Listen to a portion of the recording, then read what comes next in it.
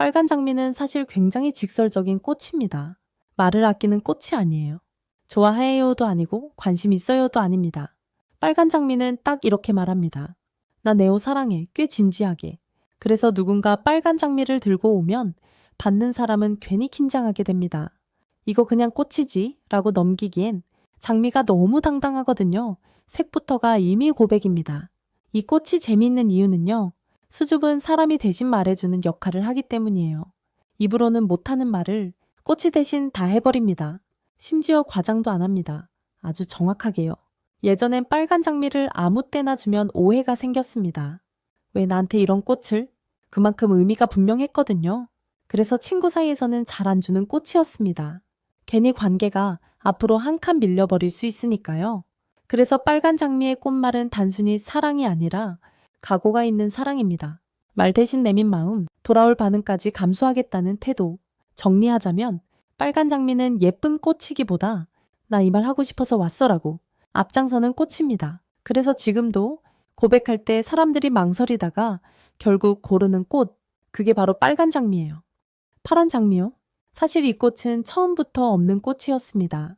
예쁘다기 전에 애초에 세상에 없던 거예요. 왜 없었냐면요.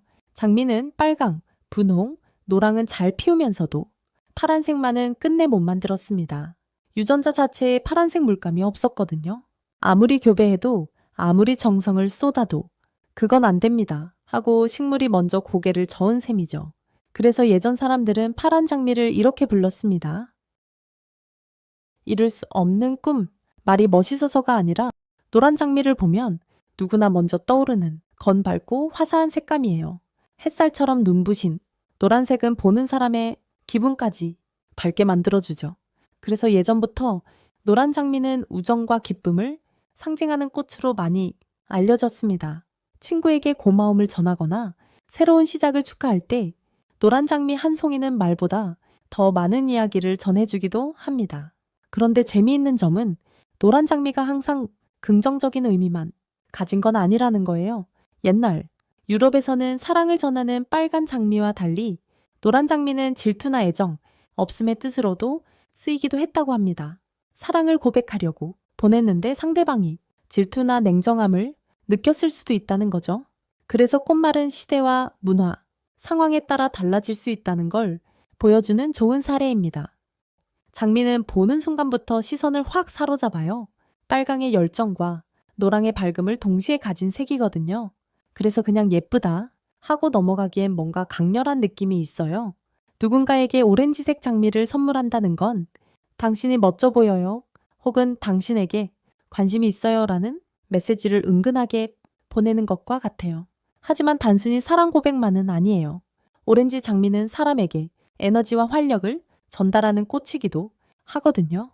그래서 생일이나 승진, 새로운 시작을 축하할 때도 잘 어울립니다. 재미있는 건 오렌지색 장미가 다른 색 장미와 섞이면 또 다른 느낌을 낸다는 거예요.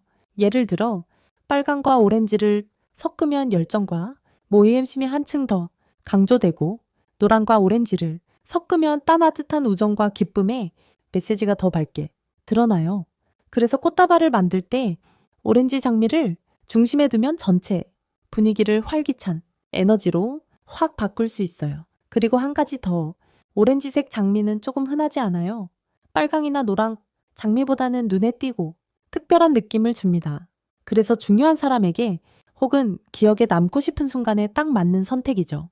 실제로 꽃말 사전에서도 열정, 매력, 축하, 감탄으로 정리돼 있어서 우리가 흔히 오해하는 단순한 사랑이라는 의미는 아니랍니다. 결국 오렌지색 장미는 말 그대로 눈에 띄는 꽃, 기분을 밝히는 꽃이에요. 주는 사람도 받는 사람도 기분이 좋아지고 순간을 특별하게 만들어주는 힘이 있죠. 그래서 누군가에게 오렌지색 장미를 건넨다면 그건 단순히 꽃을 주는 게 아니라 이 순간을 함께 즐기자라는 마음을 함께 전하는 것과 같아요. 그리고 그 밝은 에너지 덕분에 보는 사람도 자연스럽게 미소를 짓게 된답니다.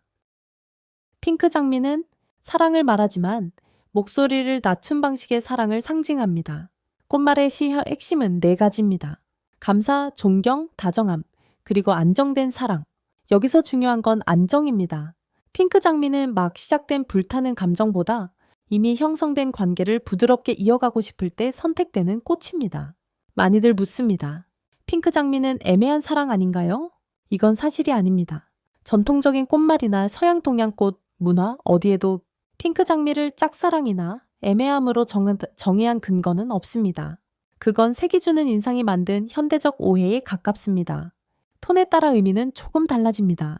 연한 핑크 장미는 고마움, 배려, 존중의 의미가 강합니다. 그래서 스승, 부모, 상세에게도 무리가 없고 공식적인 감사 선물로 자주 쓰입니다. 진한 핑크 장미는 설렘과 로맨틱한 호감을 담습니다. 사랑을 말하긴 하지만 상대를 압박하지 않는 방식입니다. 당신이 소중하다는 메시지에 가깝죠. 심리적으로도 이유가 있습니다. 핑크색은 사람의 긴장을 낮추고 방어적인 감정을 완화하는 색입니다. 그래서 사과, 화해, 관계 회복의 순간에 핑크 장미는 말보다 먼저 마음을 풀어줍니다. 정리하면 핑크 장미는 고백의 꽃이 아니라 관계를 조율하는 꽃입니다. 사랑을 시작할 때보다 사랑을 지키고 싶을 때 더 정확한 선택입니다. 하얀 장미는 솔직히 말하면 장미 중에서 가장 말수가 적은 꽃입니다. 빨간 장미처럼 불타오르지도 않고 핑크 장미처럼 설레지도 않고 노란 장미처럼 감정이 왔다 갔다 하지도 않죠. 하얀 장미는 처음부터 끝까지 한 톤입니다. 존중합니다. 그래서 이 꽃 참 바쁩니다. 결혼식에 갔다가 장례식으로 바로 출근합니다. 신기하죠? 분위기가 완전히 다른데도 불평이 없습니다.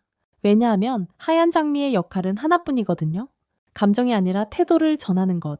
사랑 고백용으로 하얀 장미를 들고 가면 상대방이 잠깐 멈칫할 수도 있습니다. 이 사람 나를 좋아하긴 하나? 그만큼 이 꽃은 뜨겁기보다는 차분합니다. 하지만 사과할 때, 관계를 다시 시작하고 싶을 때, 말을 잘못 꺼냈다는 걸 스스로도 느낄 때는 하얀 장미만큼 정확한 꽃이 없습니다. 이 꽃은 이렇게 말하는 것 같아요. 변명은 하지 않겠습니다. 감정을 부풀리지도 않겠습니다. 대신 예의는 지키겠습니다.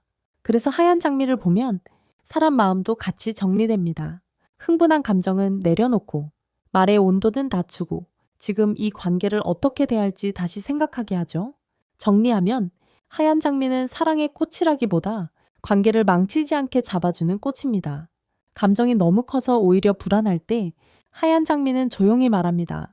괜찮아? 천천히 가도 돼.